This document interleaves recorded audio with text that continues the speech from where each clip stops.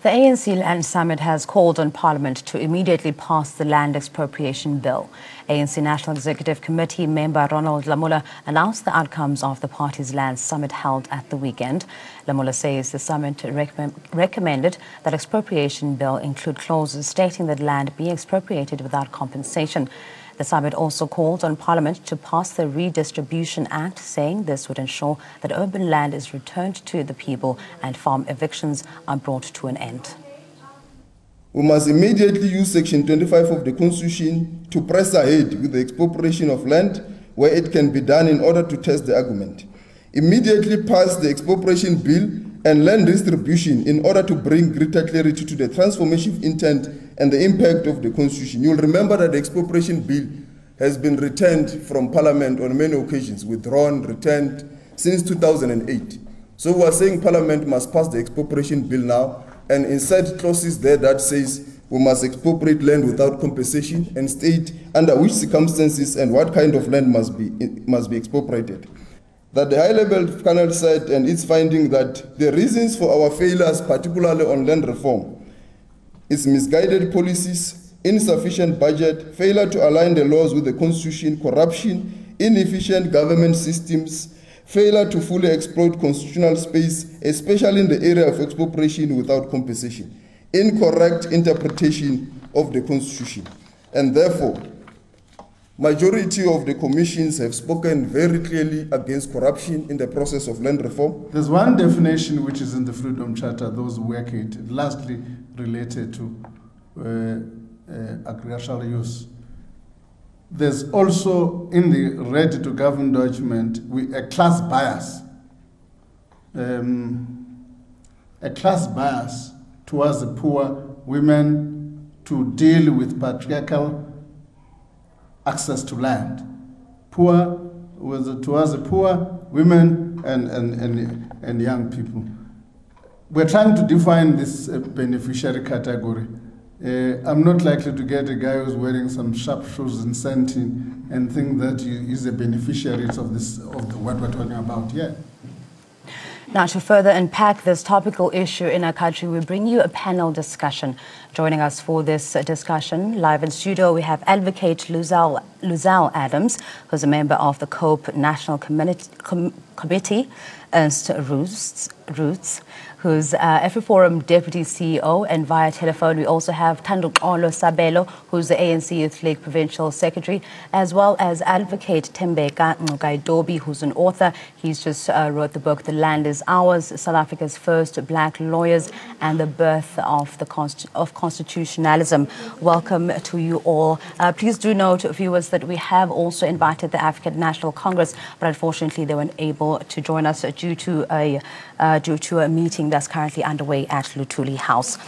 A very warm welcome to all of you joining us for this panel discussion. I understand, Advocate Ngaidobi, you don't have much time to spend with us, so I'll start with you.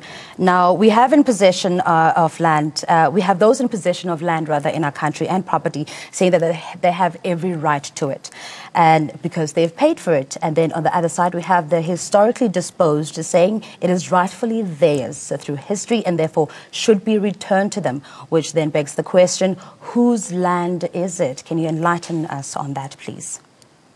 So, the people who say that the land rights shouldn't be impacted upon because they bought it in the open market are overlooking the historical dispossession of African people. When the 1913 Land Act was passed, there was an explicit prohibition against black people from acquiring land, regardless of whether they could afford or not. They simply could not afford land, and they simply could not afford to buy.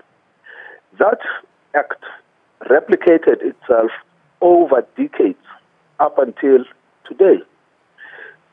When we look at the land ownership patterns in South Africa today, the truth of the matter is that African people are unable to afford land in the open market. And they cannot afford land in the open market precisely because of colonialism and apartheid. The democratic government came with an explicit promise that one of its primary goals would be the return of the land to black people. Now, of course, in the context of that, it introduced certain measures like restitution and redistribution. Restitution has largely failed because historically it's become difficult for black people to prove their claims. But that does not mean there is no need for land and there is no land hunger. So as long as land hunger continues, which is only explained through historical analysis, it is always necessary to expropriate land sometimes without compensation.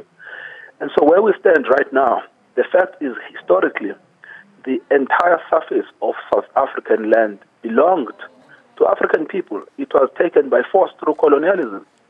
And the law that was passed in 1913 was a formalization of colonial conquest. So I'm afraid those people who are making the claim that they bought the land in the open market are ignoring and overlooking the centuries of dispossession of African people. Now, Mr. Ernst, I saw you make a turn when he said that. Do you have anything to say on this? Yes, thank you. Well, I think it's strange for someone who has just written a book about, among others, about land ownership to make a claim such as that the entire surface of South Africa belongs to black people, knowing very well that historically that's not the case. We do know that scientifically speaking that wasn't possible. It wasn't even possible to survive on more than 30% of South Africa's surface if you didn't have the technology to dig boreholes. That's just a historical fact. We do know that there were dozens of treaties between white tribes and black tribes in which land was bought. Apparently all of that is irrelevant now. And we do know, and Advocate Mhluka Tobi speaks about this in his own book, about empty land that wasn't necessarily a result of oppression. There was the story of Nkawuse, there was the Mifekane, all of those things happened as well. But all of that sort of just seems to be swept under the carpet or brushed aside when we talk about the land issue. The history of land ownership is much more complex than to be able to make sweeping statements like that and to say all of the surface belongs to a particular group.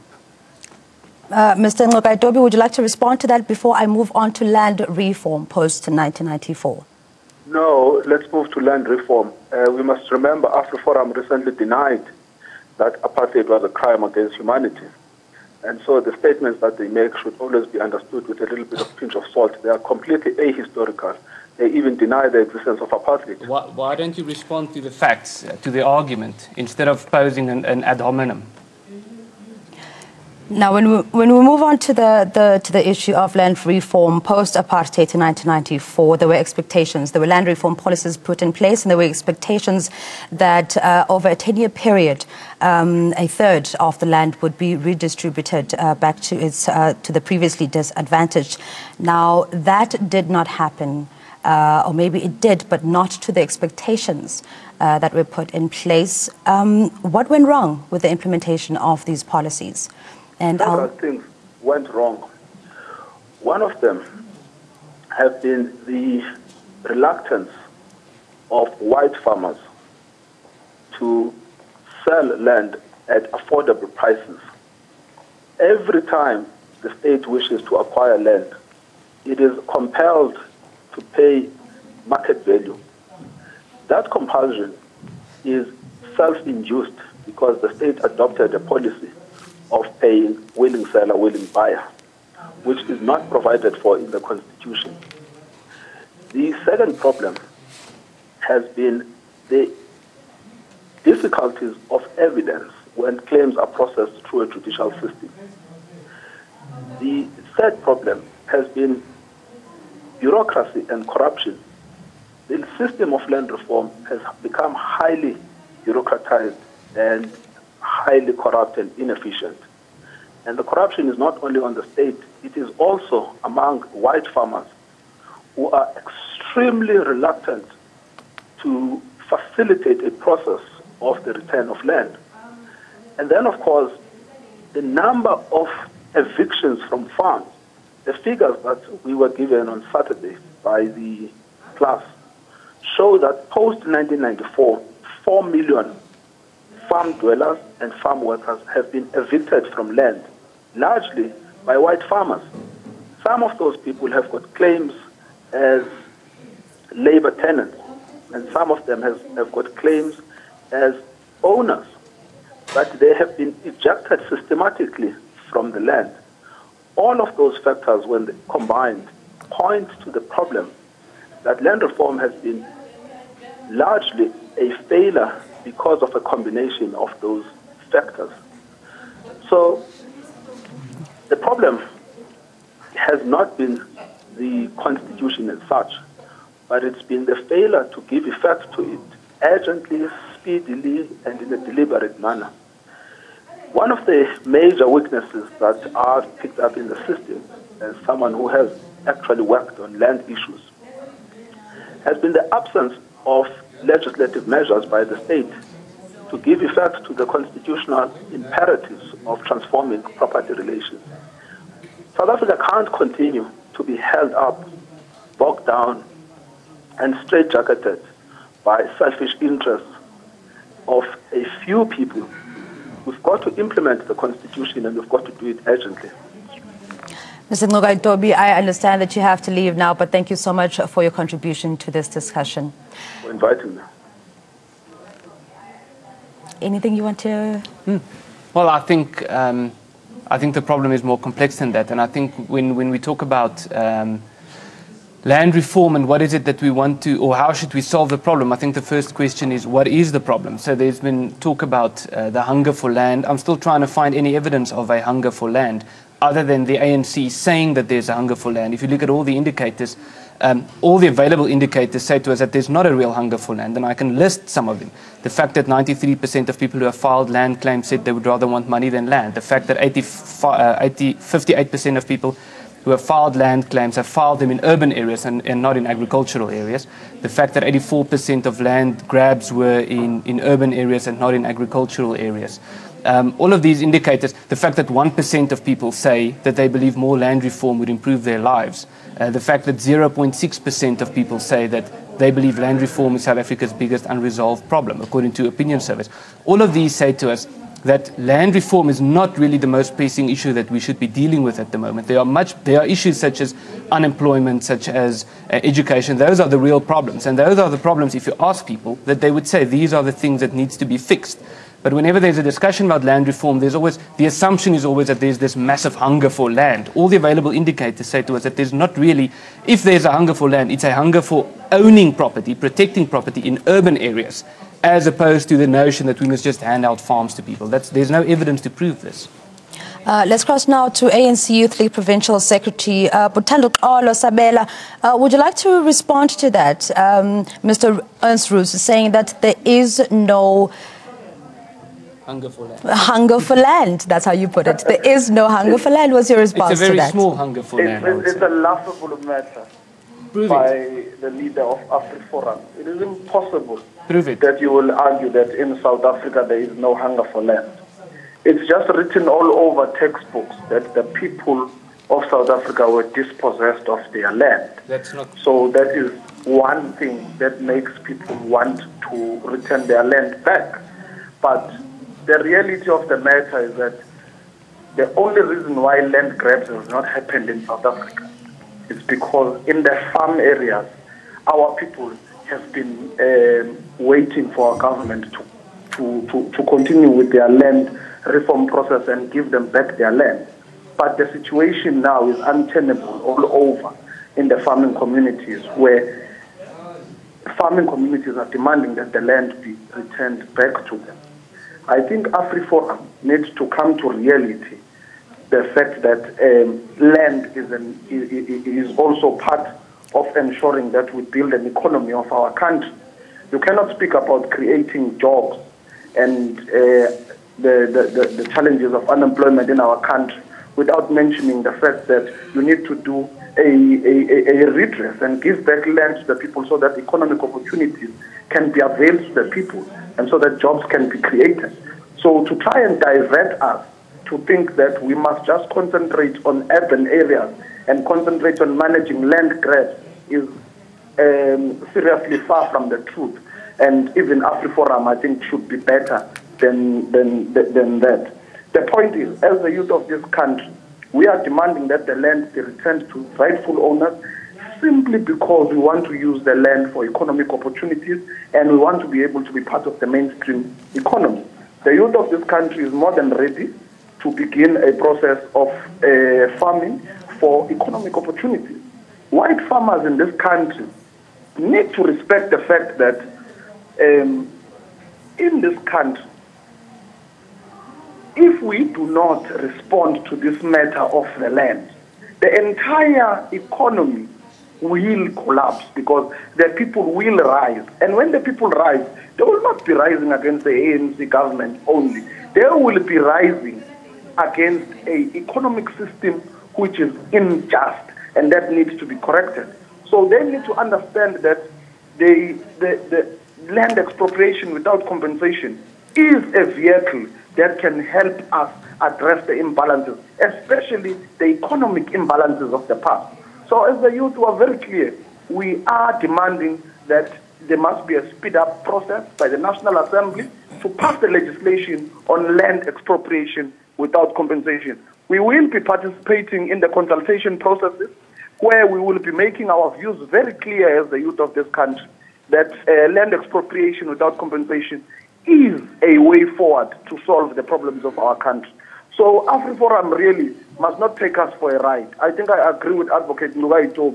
They are very much in denial. They even deny the existence of apartheid. They even deny simple facts on what is a crime against humanity according to the United Nations. So some of us really, we will not be taken for a ride by AfriForum, which seeks to protect white privilege. What we are calling for as the youth of this country is for an economy that must benefit everybody, especially the majority of the people of South Africa. So AfriForum will not stand in the way because the ANC Youth League will make sure that these legislations are implemented in the Republic of South Africa without obviously antagonizing anyone. We are saying that most importantly, white farmers have been compensated. This is our argument on the reason why there must be no compensation. I mean, over the generations where they've been farming this land, that has been a form of compensation to them. And there is no adequate resources from our government to buy these farms, which they overprice for that matter. We are saying that expropriation without compensation is the way to go for our country. All right, but now before we move on to that very topical part of our discussion, Advocate Lozil, I need to bring you in here now. The willing buyer, willing seller principle, Advocate Nogaidobi touched very briefly on it. Has it done anything, if anything at all, to progress the aim of redistribution? Well, if it hasn't, then we must ask whose fault was it? In the first place, the Constitution allows for expropriation of land with compensation, and where the parties cannot agree to the amount of compensation, that is in section 25, subclause 2, then one of the parties where the expropriation is about to take place may go to court. We have not seen in South Africa that the courts of this country has been inundated by expropriation cases, simply because the government was not interested in expropriating the land and give compensation to those whose land it was. So in the first place, the Constitution allows for the compensation and for the courts to, at the end of the day, decide what is the appropriate and proper amount that needs to be granted. So it is really just the ANC government that did not make use of that clause. They can still make use of that clause in the Constitution. It is there. But the question should be, why have they not made use of that? Now, coming back to the issues that was discussed today from the workshop of the weekend, it needs to be reiterated that when this discussion started about the issue of land, it was the whole notion of the land was stolen and the land must be returned. Then the ANC turned around, first debate on the issue of land expropriation, and Minister Nkwinti, that was the former Minister of Land Affairs, stated uncategorically that the land was not stolen, and we must stop making use of that phrase that the land was stolen. But here we are here, still in a debate, months after that, and the ANC Youth League still talk about the land that was stolen. Yet one of their leaders have stated in Parliament the land was not stolen. But after we have now been confused about whether the land was stolen or not stolen, the very same ANC on the 1st of May attended a land debate not far from here at UNISA, and where the member have stated that the ANC is for nationalization of the land. So now we've moved away from whether the land was stolen or not, then we moved to nationalization. And for us to be even further confused, Ronald Lamola today stated that this is not about restitution of the land. So it's got nothing to do with the 1913 Act. It's got nothing to do with the book of the advocate. It's got now to do with redistribution. So what is the difference between restitution and redistribution? The simple answer to that is that restitution had to do with where we can loosely say the land was stolen. And there was a phase for that. He has even indicated that the ship has sailed for that. But redistribution is, to put it plainly, where there's a certain section of the South Africans who simply got too much land. And now we are not happy with that, and we want to take that land and give it to whoever we feel should get it. So even the ANC Youth League, when they talk about the land that was stolen or land that was that must be repossessed and we must give back the land, that's got nothing to do with the redistribution that we have been told today. This is now going to be the trend of where we are going with the land debate. Yeah, you want me to stop? Unfortunately, that's where we'll have to leave it for today, and we haven't covered half of the things we wanted us to talk about, but we should be continuing with this conversation very soon. Thank you so much. Thank you so much for all of you for coming through. We've got Advocate Luzal Adams, who's the member of the COPE National Committee, and Mr. Ernst Roots, who's the AfriForum Deputy CEO, as well as ANC Youth League Provincial Secretary Thandukolo Sabela. Thank you so much for your contribution to this discussion. We bring you more news after this short break. To stay with us.